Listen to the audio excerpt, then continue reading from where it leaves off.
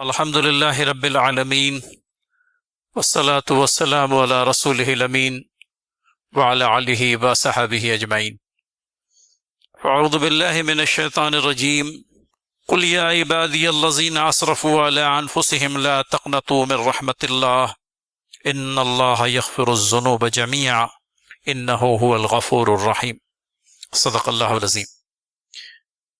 عزیز و محترم بھائیوں، بزرگوں اور دوستوں، عزت مآب ماں اور بہنوں، السلام علیکم ورحمۃ اللہ وبرکاتہ۔ عبداللہ بن مسعود رضی اللہ تعالیٰ عنہ کے سلسلے میں یہ بات ہم لوگوں کو ملتی ہے کہ حضرت عمر کے زمانے میں جب کہ آپ سفر پر تھے، رات ایک قافلے کا گزر ہوتا ہے اور قافلے والوں سے کچھ بات چیت کر کے حضرت عمر رضی اللہ تعالیٰ عنہ ان قافلے والوں سے یہ جاننا چاہتے ہیں کہ ان کے درمیان میں کوئی صاحب قرآن، کوئی عالم قرآن موجود ہے۔ قافلے والوں کی طرف سے ہاں میں جواب آنے پر پوچھتے ہیں۔ 4 سے 6 سوالات ہیں، لیکن آج چونکہ ہمارا عنوان وہ نہیں ہے، لہٰذا ایک ہی سوال جو آج کے عنوان سے ریلیونٹ ہے کہ قرآن کریم کا سب سے زیادہ امید افزا مقام کون سا ہے؟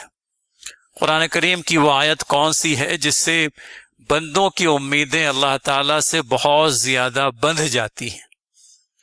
اور تب مجموعے میں سے ایک فرد نے، قافلے میں موجود لوگوں میں سے ایک فرد نے یہ آیت قرآن پڑھی تھی، جس کی تھوڑی دیر پہلے ہم نے آپ کے سامنے تلاوت کی۔ قل یا عبادی الذین اسرفوا علی انفسہم لا تقنطوا من رحمت اللہ ان اللہ یغفر الذنوب جميعا انہ هو الغفور الرحیم۔ یہ سورہ زمر کی آیت نمبر 53، اور جس صاحب علم نے اس قرآن کی آیت کو سب سے امید افزا بتایا وہ اور کوئی نہیں بلکہ عبداللہ بن مسعود رضی اللہ تعالی عنہ تھے۔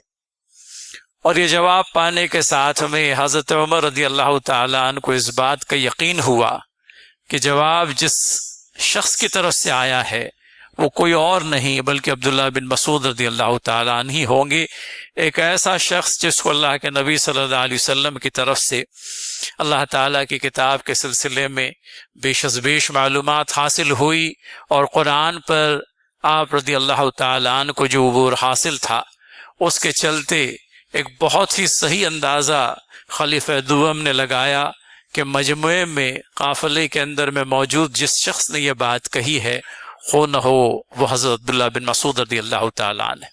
قرآن کا سب سے زیادہ امید افزا مقام، وہ آیت قرآن جس کو پڑھنے کے بعد میں ہم جیسے خطا کاروں کی امیدیں اللہ تعالیٰ سے کچھ زیادہ ہی بن جاتی۔ ارشاد باری تعالیٰ ہے، اے نبی کریم صلی اللہ علیہ وسلم کہہ دو کہ اے میرے بندوں، جنہوں نے اپنی جانوں پر زیادتی کی ہے اللہ کی رحمت سے مایوس نہ ہوں۔ یقیناً اللہ سارے گناہ معاف کر دیتا ہے، وہ تو غفور و رحیم ہے۔ تو زندگی کی یوں کہہ لیجئے کہ کٹھن راہوں سے نکلنے کا راستہ کتاب اللہ نے عنایت کیا، اور خطا کاروں کے لیے یہ مژدہ جافزہ سنایا گیا کہ اللہ تعالیٰ کی طرف اگر آپ رجوع کی ضروری کیفیت کے ساتھ میں پلٹتے ہیں، اللہ تعالی ہمارے گناہوں کو معاف فرمائیں گے، اور یہ کہ اللہ تعالی غفور و رحیم ہے۔ اللہ تعالی کی رحمت سے مایوس ہونے کا کوئی سوال ہی پیدا نہیں ہوتا۔ نو امیدی زوال علم و عرفاں ہے، امید مرد مومن ہے خدا کے رازدانوں میں۔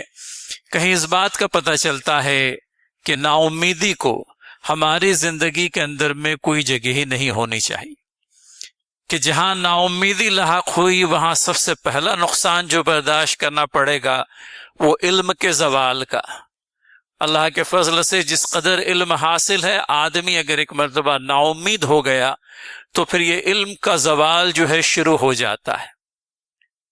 آدمی کے پاس میں جب تک علم ہے، اللہ تعالیٰ کا عطا کردہ علم، تو اس علم کے ذریعے سے وہ زندگی کی پرپیش راہوں کے اندر میں حق کی راہ کو تلاشی لیتا ہے۔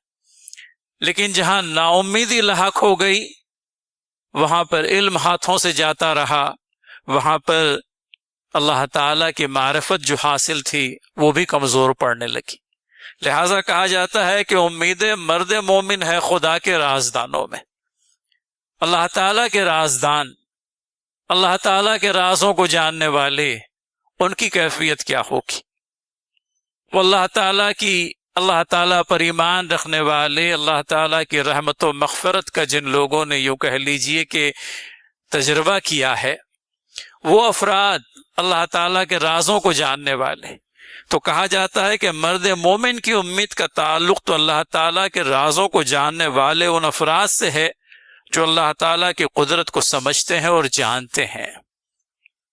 قدرت الہیہ پر جن لوگوں کا یقین ہے اور اللہ تعالیٰ کی قدرت کے کرشمہ سازی جن لوگوں نے دیکھی ہے، وہ اللہ تعالیٰ کے رازدان۔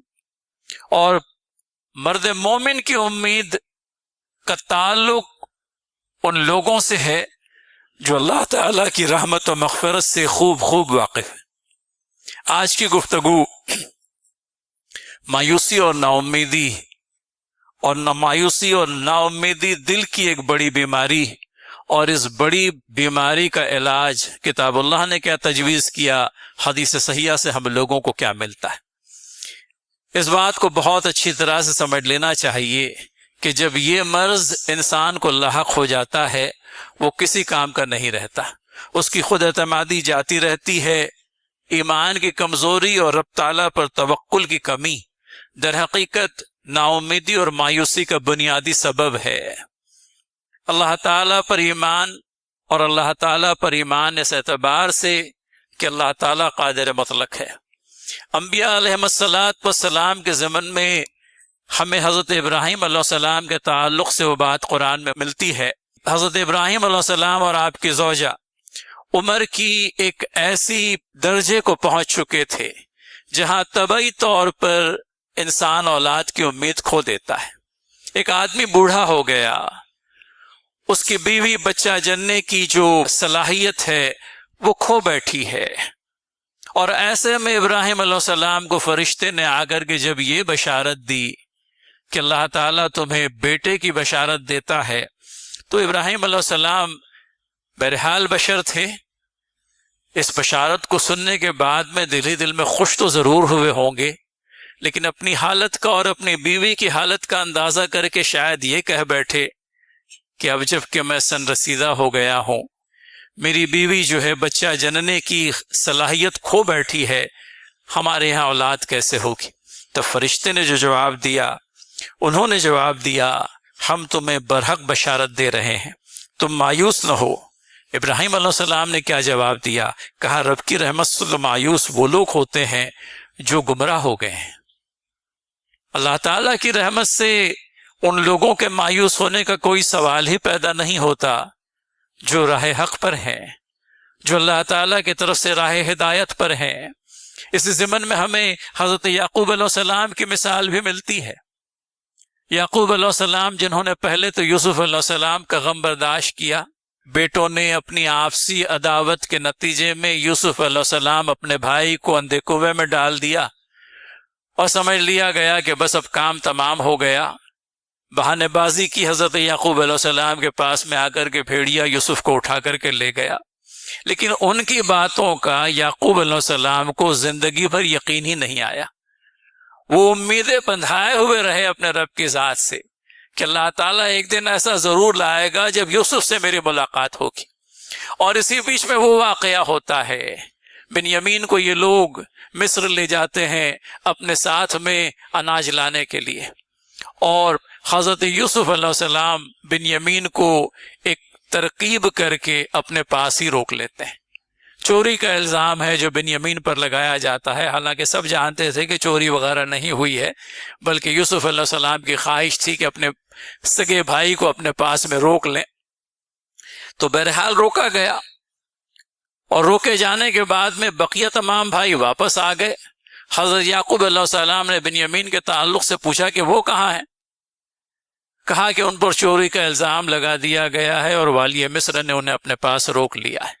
تو پہلے تو یوسف علیہ السلام ہاتھ سے نکل گئے تھے، اب بنیامین بھی نہیں رہے۔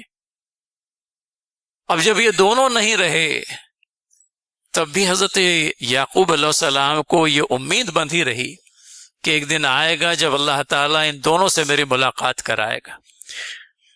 یعقوب علیہ السلام کے بیٹے جب مصر تیسری مرتبہ روانہ ہوتے ہیں تب یعقوب علیہ السلام اپنے بچوں سے کہتے ہیں، میرے بچوں، جا کر یوسف اور اس کے بھائی کا کچھ سراغ لگاؤ، اللہ کی رحمت سے مایوس نہ ہو، اس کی رحمت سے تو بس کافر ہی مایوس ہوا کرتے ہیں۔ آپ اندازہ کریں اس بات کا، ایک نبی کا جو توکل ہے اپنے رب کی ذات پر، کہ سالوں ہو گئے۔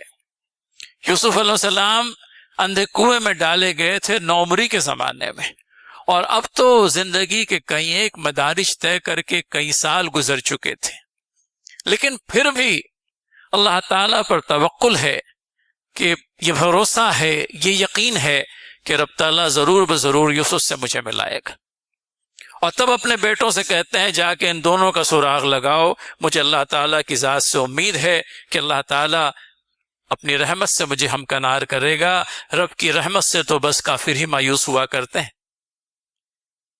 اب آئیے ان اسباب کی طرف جو در حقیقت مایوسی کا اور اسی طرح سے نا امیدی کا سبب بن جاتی ہیں۔ ان میں سب سے پہلی بات جو بیان ہوتی ہے اس کو بھی سمجھ لیں کہ مایوسی کے سلسلے میں عام طور پر ہمارے یہاں کہا جاتا ہے کہ مایوسی کفر ہے، اور یہ بات اپنی جگہ بالکل صحیح۔ اللہ کے نبی صلی اللہ علیہ وسلم سے ایک مرتبہ پوچھا گیا تھا کبائر کے سلسلے میں، بڑے گناہوں کے سلسلے میں، اور اللہ کے نبی صلی اللہ علیہ وسلم نے جواب دیا تھا، اللہ تعالیٰ کے ساتھ شرک کرنا، اللہ تعالیٰ کی رحمت سے مایوس ہونا، اور اللہ تعالیٰ کی پکڑ سے بے خوف ہو جانا۔ یہ بڑے گناہوں میں شمار ہوتا ہے، آپ دیکھیے۔ اور یہی وجہ ہے کہ ہمارے ہاں پر یہ قول بہت زیادہ عام اور مشہور عام ہے کہ مایوسی کفر ہے، کہ اللہ تعالیٰ کی ذات سے مایوسی، اللہ تعالیٰ کی رحمت سے مایوس ہونا اپنے آپ میں ایک گناہ کبیرہ۔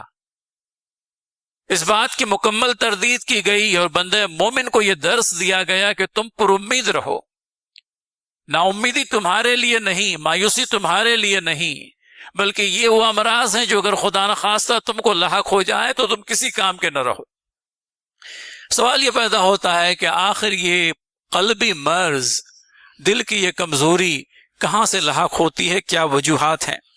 سب سے پہلی وجہ بیان کی جاتی ہے وہ یہ کہ سب سے بڑا سبب رب العزت کے کرم اور اس کی رحمتوں سے ناواقفیت ہے۔ ہم نے اللہ کو پہچانا ہی نہیں جیسا کہ ہمیں پہچاننا چاہیے تھا، حالانکہ آج بھی ایک بڑی حد تک اللہ تعالیٰ پر یقین، اعتماد اور ایمان کی کیفیت اپنی جگہ باقی ہے۔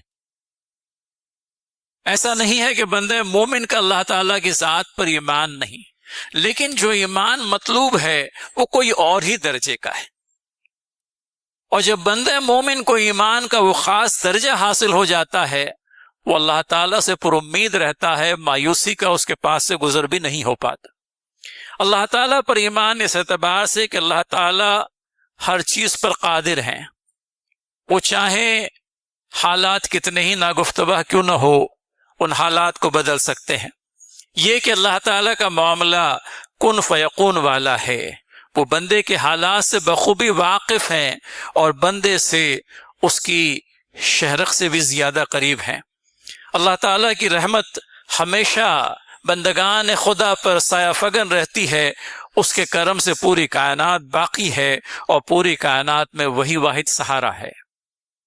یہ ایمان ہے، آپ دیکھیے، اور اس کیفیت ایمان کو پا لینا آسان نہیں ہوتا، لیکن جیسے جیسے اللہ تعالیٰ سے تعلق مضبوط ہوتا جاتا ہے بندہ اس کیفیت کو پا لیتا ہے، اور بندہ یہ سمجھنے لگتا ہے کہ میرا کام اگر کسی در سے بن سکتا ہے تو وہ اللہ رب العزت کا در ہے۔ تب وہ اللہ کا ہو کر کے، اللہ سے وابستہ ہو کر کے اپنی ساری امیدیں اللہ تعالیٰ سے باندھ لیتا ہے، وہ غیر اللہ سے کنارہ کش ہو جاتا ہے، اور اپنی ہر چھوٹی موٹی ضرورت کے لیے وہ اللہ تعالیٰ کی طرف رجوع ہوتا ہے۔ درد میں مبتلا ہے تب بھی امید یہ بندھی ہوئی ہے کہ باری تعالیٰ میرا طبیب، میرا معالج، میرا ڈاکٹر تو ہی ہے، اور تو قادر مطلق ہے کہ مجھے بغیر علاج کے بھی اچھا کر دے۔ ایسا نہیں ہے کہ بیمار ہونے پر آدمی ڈاکٹر کے پاس نہ جائے، لیکن کبھی یہ توقل و بھروسہ بھی کہ دوا بھی اگر اثر کرتی ہے تو اللہ تعالیٰ کے فضل خاص کے نتیجے میں ہی۔ ہمارے تبلیغی حلقوں کے اندر میں یہ بات ہم کو بہت اچھی طرح سے بتلائی جاتی ہے کہ چیزیں اپنی خصوصیات کے لیے اللہ تعالیٰ کی محتاج ہیں۔ آگ جلانا جانتی ہے، لیکن ابراہیم علیہ السلام پر اللہ تعالیٰ نے اسی آگ کو ٹھنڈا کر دیا تھا۔ چھری کاٹنا جانتی ہے، لیکن اللہ تعالیٰ کے اذن و فضل سے اسماعیل علیہ السلام کے گلے پر جب وہ پھرائی گئی، وہ اپنی خصوصیت سے محروم کر دی گئی، وہ کاٹنے میں ناکام رہی۔ تو اثرات تو ظاہر ہوتے ہیں، طبعی طور پر کوئی یہ بات کہے تو بھی غلط نہیں کہ فلاں دوائی کے اثر کے نتیجے میں فلاں اچھا ہو گیا، لیکن یہ اثر بھی در حقیقت اللہ تعالیٰ کے رہین منت ہے۔ وہ چاہیں تو شفا، وہ چاہیں تو بیماری، کیونکہ کچھ ایک بیماریاں ایسی بھی جن کے نتیجے میں انسان اس دنیا سے چل بستا ہے۔ لہٰذا اللہ تعالیٰ کی رحمتوں سے ناواقفیت، اس کی قدرتوں سے ہماری عدم واقفیت بنیادی وجہ ہے مایوسی کا۔ ایک بندے کے تعلق سے یہ آتا ہے حدیث کے اندر میں، اللہ کے نبی صلی اللہ علیہ وسلم سے یہ حدیث ہم کو پہنچی ہے، تمہاری دعا قبول ہوتی ہے اگر تم جلد بازی نہ کرو۔ بندہ کہتا ہے میں نے دعا کر لی، اب مجھے نہیں لگتا کہ میری دعا قبول ہوگی، بس اس وقت وہ مایوس ہو کر بیٹھ جاتا ہے اور دعا کرنا چھوڑ دیتا ہے۔ ایسے نہیں ہوتا۔ آپ دیکھیں آپ کی دعا کو کب قبول کیا جائے، آپ کی دعا کو کس صورت میں قبول کیا جائے، رب تعالیٰ جانتے ہیں۔ آپ دیکھیں، آپ شور واویلا مچانے کی بجائے اللہ تعالیٰ سے رجوع رہیں، دعا کرتے رہیں۔ ہماری بصیرت تھوڑی، ہمارا علم اس قدر جس قدر اللہ تعالیٰ نے عنایت کیا، اور اللہ تعالیٰ سمیع و علیم اور علیم و خبیر بھی، لہٰذا اپنے وسیع و عریض علم کے نتیجے میں یہ جانتے ہیں کہ بندے کی دعا کو کب اور کون سی شکل میں مقبول کرنا چاہیے۔ لہٰذا آپ امیدیں باندھے رہیں، جب وقت مقبولیت آ جائے گا دعا قبول بھی ہوگی، اور یہ کہ دعا کس شکل میں قبول کی جائے، جو مانگا ہے وہ عنایت کر دیا جائے، یا آنے والی کسی بلا کو ٹال دیا جائے، یا دعا کو آخرت کے لیے ذخیرہ کر دیا جائے، اللہ تعالیٰ بہتر جانتے ہیں۔ لہٰذا جلد بازی نہ ہو، کیونکہ جلد بازی کے نتیجے میں جب نتائج حاصل نہیں ہوتے، بندہ جو ہے طبعی طور پر مایوس ہو جاتا ہے۔ تو دوسری بات جس سے بچنے کو کہا گیا وہ جلد بازی ہے، جلد بازی سے کام نہ لیا جائے۔ مشکل حالات کے اندر میں صبر و تحمل ہمارا ساتھی رہے، اور اس پر عامل ہونا بڑا کٹھن ہوتا ہے۔ آپ دیکھیں شہری زندگیوں کے اندر میں رہتے ہوئے ہم ایک روزمرہ کے معمول کے عادی ہو گئے ہیں، کہیں تھوڑی سی چیز یہاں سے وہاں ہو گئی، ہمارا پارا فوراً 99 سے آگے بڑھ کر کے پتہ نہیں کہاں کہاں پہنچ جاتا ہے۔ گھر کے اندر میں آپ کے پسند کی کوئی چیز اگر نہیں بنی، آپ طوفان اٹھا لیتے ہیں۔ صبر و تحمل سیکھیں۔ علامہ ابن قیم کا ایک بہت پیارا قول ملتا ہے، جسم اور دل کی اکثر بیماریاں بے صبری کی وجہ سے ہوتی ہے، دلوں، جسموں اور روحوں کی حفاظت صبر ہی سے ممکن ہے۔ صبر فاروق اکبر ہے، صبر تریاق اعظم ہے۔ اللہ تعالیٰ کی یاد اور اس کی محبت اگر شامل حال ہو تو اللہ تعالیٰ ایسے صابر بندوں کے ساتھ۔ صبر کے تعلق سے کہا فاروق اکبر ہے، حضرت عمر رضی اللہ تعالیٰ عنہ کو ہم فاروق اعظم کہتے ہیں۔ صبر کے تعلق سے علامہ ابن قیم کہتے ہیں کہ یہ فاروق اکبر ہے، یہ ہمارے ایمان اور کفر کے فرق کو کھول کر کے رکھ دیتا ہے۔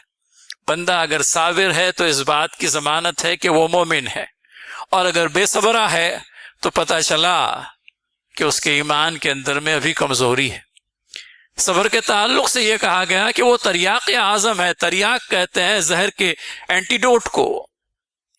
کسی کو اگر سمجھ لیجیے سانپ نے کاٹ لیا تو ڈاکٹر اسے جو ہے تریاق اینٹیڈوٹ لگاتے ہیں۔ ہمارے یہاں بھی اینٹیڈوٹ بتائے گئے ہیں، زہر کا تریاق، تو وہ زہر کا تریاق ہوتا ہے، اور صبر کو جو ہے ہماری مصیبتوں کا، ہماری پریشانیوں کا تریاق اعظم بتایا گیا۔ آپ صبر تحمل سے کام لیں، مصیبتیں اپنے آپ آسان ہوتی چلی جاتی ہیں۔ جہاں آپ نے شور و واویلا کیا، اپنی طبیعت کو شیطان کے حوالے کر دیا، اپنے پارے کو چڑھا دیا، کچھ اور مشکلات آپ کی طرف آ جاتی۔ اور وہ گھڑی میں صبر جو ہے اللہ تعالیٰ سے مانگے ہیں کہ صبر اپنے آپ میں ایک ایسی دولت جو اگر نصیب ہو جائے تو ہر ایک غم کو یوں کہہ لیجئے کہ پیچھے ڈھکیلنے میں کامیاب ہو جائیں گے بفضل تعالیٰ۔ پھر اسی طرح سے مایوسی کا ایک اور سبب جلد بازی بیان کیا جاتا ہے۔ ایک ایسی ایج میں ہم لوگ زندہ ہیں جہاں پریس آف بٹن پہ ہر چیز ہم کو چاہیے، کھانے کے لیے بھی سبھی یوں کہہ لیجئے کہ آؤٹ لیٹس پر جانے کی بھی اب ضرورت نہیں رہی، آپ آرڈر کر دیجئے اور گرما گرم کھانا چند ہی منٹوں میں آپ کے ٹیبل کی زینت بن جاتا ہے۔ تو کلچر اس طرح کا ہے کہ محنتیں کم سے کم، نتائج جلد از جلد، اور فائدے زائد از زائد۔ یہ ہے جلد بازی، اور جلد بازی کے نتیجے میں منزل کا حصول ممکن نہیں ہو پاتا۔ آپ دیکھیے ہمیں جو بات بتلائی گئی وہ یہ کہ اللہ تعالیٰ نے ہر ایک چیز کے لیے ایک وقت مقرر کر رکھا ہے۔ بے صبری اور اسی طرح سے جلد بازی ہم لوگوں کو ایک ایسے نتیجے سے دوچار کر دیتی ہے جو ہمارے حق میں مفید نہیں ہوتا۔ بیماری سے آدمی شفایابی چاہتا ہے، اپنے گھر میں بیٹھی ہوئی اپنی بن بیاہی بیٹی کے لیے وہ جلد از جلد رشتے کا مطلوب ہے۔ پھر اسی طرح سے شادی شدہ جوڑا جو بے اولاد ہے چاہتا ہے کہ اس کے یہاں اولاد ہو، اور پھر کہیں وہ طور طریقے اختیار کرنے لگتا ہے جو ایمان کی ضد ہیں۔ یہ چند باتیں ایسی اور بہت ساری باتیں اور سبھی باتیں ایسی جن کے سلسلے میں آپ کوئی تدبیر تو کر سکتے ہیں، لیکن آپ کا منمانا نتیجہ آپ کو حاصل ہو ہی جائے گا اس بات کی کوئی گارنٹی نہیں ہوتی۔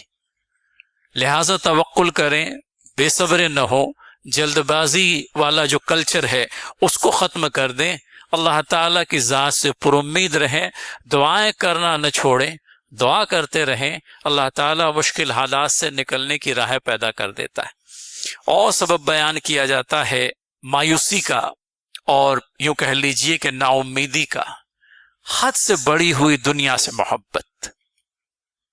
دنیا داری کا بھوت اس حد تک کے سوار ہو گیا ہے کہ ہر چھوٹا موٹا دنیا کا نقصان ہم لوگوں کو یوں کہہ لیجئے کہ بے چین اور مضطرب کر دیتا ہے۔ ہم دنیا کا چھوٹے سے چھوٹا نقصان بھی برداشت کرنے کے لیے تیار نہیں ہیں۔ ہم پر ایسی کیفیت طاری ہو جاتی ہے جیسے کوئی قیمتی چیز ہمارے ہاتھوں سے نکل گئی۔ اس کے مقابلے میں یہ بات کہی جاتی ہے کہ دن بھر ہائے دنیا کہنے کی بجائے آخرت کے حصول کا جذبہ اگر دلوں کے اندر میں پیدا کر دیں تو پھر دنیا کے جانے کا غم بھی جو ہے وہ رخصت ہو جائے۔ کبھی دل میں کڑھن اس بات پر بھی کہ کوئی نماز باجماعت ہونے کی بجائے بے جماعت ہو گئی، کبھی دل میں کڑھن اس بات پر بھی کہ جو سنتیں میں عام طور پر ادا کرتا رہا آج ادا کرنے سے قاصر رہ گیا، کبھی دل کے اندر میں خسارے کا احساس اس بنا پر بھی کہ کوئی نماز خدا نخواستہ قضا ہو گئی۔ یہ فکر آخرت کو بھی تو جگا کر کے دیکھیے۔ یہ فکر آخرت دنیا کی فکروں کو مات کرنے والی ہے، لیکن اگر دنیا کو ہی اوڑھنا بچھونا بنا دیا گیا تو پھر دنیا بھی ہاتھ سے گئی اور آخرت بھی ہاتھ سے نکل گئی۔ لہٰذا اس بات کو اندازہ کریں، اللہ تعالیٰ آپ کو اس بات سے نہیں روکتا کہ اپنی بنیادی ضرورتوں اور دیگر ضرورتوں کو پورا کرنے کے لیے آپ کوششیں کریں، وہ تو آپ کو کرنی ہی کرنی ہے۔ اس دنیا کے اندر میں اللہ تعالیٰ نے آپ کا حصہ جس قدر مختص کر رکھا ہے اس کو پائے بغیر یقین جانیے آپ دنیا سے رخصت نہ ہوں گے۔ نبی کریم صلی اللہ علیہ وسلم سے یہ حدیث ہم کو پہنچی ہے کہ بندگان خدا کے لیے اللہ تعالیٰ نے دنیا کے اندر میں ان کا جس قدر حصہ لکھ رکھا ہے، مقدر کر رکھا ہے، وہ ان کو ملنا ہی ملنا ہے۔ کوششیں شرط ہے، اپنے طور پر کوشاں رہے، لیکن یہ اندھی دوڑ ایسی ہے، آپ دیکھیے، جو خدا نخواستہ اگر آپ نے ہوش مندی نہیں برتی تو کسی گڑھے میں آپ کو گرانے کا سبب بھی بن سکتی۔ اس کے مقابلے میں وہ آخرت جس کو خیر اور ربقہ بتایا گیا، اپنے آپ میں ایک ایسی چیز جس کو حاصل کرنے کی ضرورت ہے۔ لہٰذا مایوسی اور نا امیدی کا ایک بڑا سبب دنیا سے حد سے بڑی ہوئی محبت بھی۔ پھر اس کے بعد میں آئیے وقت کی کمی کے پیش نظر مختصراً یاس اور قنوطیت، مایوسی اور ناامیدی سے بچنے کی ترکیب کیا ہو سکتی ہے، کن باتوں کو اختیار کریں کہ جن کے نتیجے میں مایوسی رخصت ہوگی، امیدیں پنپے گی، یوں کہہ لیجئے کہ بدعملی کی راہ جو ہے ختم ہوگی اور عمل کی راہیں ہموار ہوگی۔ یاس و قنوطیت سے بچنے کا ایک طریقہ یہ ہے کہ آدمی اپنے ایمان کو مضبوط کرے۔ ایمان کا تقاضا کیا ہے؟ تھوڑی دیر پہلے صراحت کے ساتھ بیان ہوا۔ اللہ تعالی کی صمدیت کو، اللہ تعالی کی بے نیازی کو، اللہ تعالی کی قدرت کو، اللہ تعالی کے عفو و درگزر کو، اللہ تعالی کے کن فیکون کو ہم جانے، پرکھیں اور ایمان رکھیں کہ ہمارا واسطہ، ہمارا تعلق ایک ایسی ذات سے ہے جو تمام تر کمزوریوں سے، تمام تر مجبوریوں سے بالاتر ہے، جس کی طاقتیں اور قدرتیں ختم ہونے کا نام نہیں لیتی، جس کا علم غلا متناہی اور جس کی رحمتیں جو ہے بے پناہ۔ اللہ تعالیٰ پر ایمان اس حیثیت سے، وگر نہ کہاں تھوڑی سی آزمائش آئی اور ہم اللہ تعالیٰ کو چھوڑ کر غیر اللہ کو آواز دینے لگے کہ جان رکھیے مقدر کا جو نوشتہ ہے، نوشتہ مقدر لکھ دیا جا چکا، اور آگ کی سیاہی سکھ گئی اور قلم اٹھا کر کے رکھ دیے گئے۔ اب یہ تقدیر کا جو نوشتے میں جو کچھ لکھا ہوا ہے وہ پیش آنا باقی، اور تقدیر کو جو ہے بندے مومن کی وہ دعا ہی تبدیل کر سکتی ہے جو خالصتاً اللہ تعالیٰ سے مانگی گئی، اور اللہ تعالیٰ ہی وہ قدرت رکھتے ہیں کہ تقدیر کے لکھے ہوئے کو بدل سکے۔ لہٰذا اس اعتبار سے اللہ تعالیٰ پر یقین کامل، ایمان مضبوط، توکل کی کیفیت کو مضبوط کرنے کی ضرورت ہے، لیکن توکل کے ساتھ میں تدبیر کو ہاتھ سے نہ جانے دیں۔ اونٹ کو باندھیں اور اونٹ کو باندھنے کے بعد توکل کریں، کھلا چھوڑ دیں گے کہیں نکل جائے گا، جانور ہے، اور پھر روتے بلکتے رہیں گے۔ پوچھا گیا اللہ کے نبی صلی اللہ علیہ وسلم سے، اونٹ کو باندھ کر توکل کریں یا اونٹ کو کھلا چھوڑ کر؟ اللہ کے نبی صلی اللہ علیہ وسلم نے کہا تھا اونٹ کو باندھو اور توکل کرو۔ پھر اللہ تعالیٰ کی رحمت سے پر امید رہیے۔ ہم نے سورہ زمر کی آیت نمبر 53 پڑھی، مایوسی کا کوئی سوال ہی پیدا نہیں ہوتا۔ رب رحیم ہے، رب غفور ہے، اور اسی رب سے ہماری گہار ہے، لہذا کہتے ہیں کہ تم زمین بھر کر کے گناہ لے کر میرے پاس میں آؤ گے، تب میری مغفرت کی قدرت اس قدر ہے کہ میں تمہارے زمین بھر کر جو گناہ تم لے کر کے آئے ہو وہ معاف کر دوں گا۔ بندے کو یقین دلایا جاتا ہے کہ تم اگر میری طرف ایک بالشت بڑھتے ہو میں ایک ہاتھ قریب آتا ہوں، اگر ایک ہاتھ قریب آتے ہو تو میں ایک گز قریب آتا ہوں، اور اگر تم میری طرف چل کر آتے ہو تو میں تمہاری طرف دوڑ کر آتا ہوں۔ یہ ہے اللہ تعالیٰ، آپ دیکھیے۔ پھر اس کے بعد میں امید باندھے رکھنا مومن کا شیوا ہے، اللہ تعالیٰ سے امیدیں باندھے رکھیں۔ پھر آخر بات جو بتلائی جاتی ہے، حضرت ابو ہریرہ رضی اللہ تعالیٰ عنہ کو نصیحت کرتے ہوئے نبی محترم صلی اللہ علیہ وسلم نے کہا تھا، اے ابو ہریرہ تم متقی و پرہیزگار ہو جاؤ تو لوگوں میں سب سے زیادہ عبادت گزار بن جاؤ گے۔ تم متقی و پرہیزگار ہو جاؤ، حرام چیزوں سے بچو، اللہ تعالیٰ کا تقوی اختیار کرو، پرہیزگاری برتو۔ کہتے ہیں کہ تم لوگوں میں سب سے زیادہ عبادت گزار بن جاؤ گے، اور جو اللہ تعالیٰ نے تمہارے لیے طے فرمایا، یہ سنیں، اللہ تعالیٰ نے تمہارے لیے جو طے فرمایا ہے اس پر راضی ہو جاؤ تو لوگوں میں سب سے زیادہ بے نیاز اور غنی بن جاؤ گے۔ جو چیزیں پیش آنی ہیں وہ تو پیش آنی ہے، آپ دیکھیے، بیماری میں مبتلا کوئی شخص جانبر بھی ہو سکتا ہے، اللہ تعالیٰ کو پیارا بھی ہو سکتا ہے۔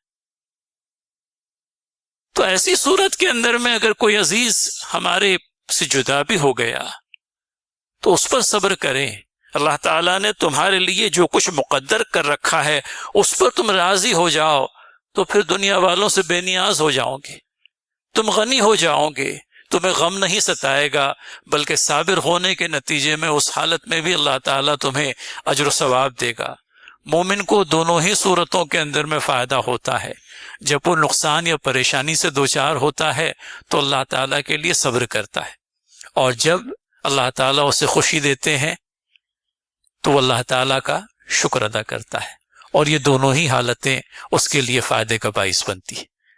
اللہ تعالیٰ جو کچھ سنا اس پر عمل کرنے کی توفیق دے، صبر و تحمل دے، ایمان کی پختگی دے، اور اپنے فضل خاص و مہربانی سے نوازے۔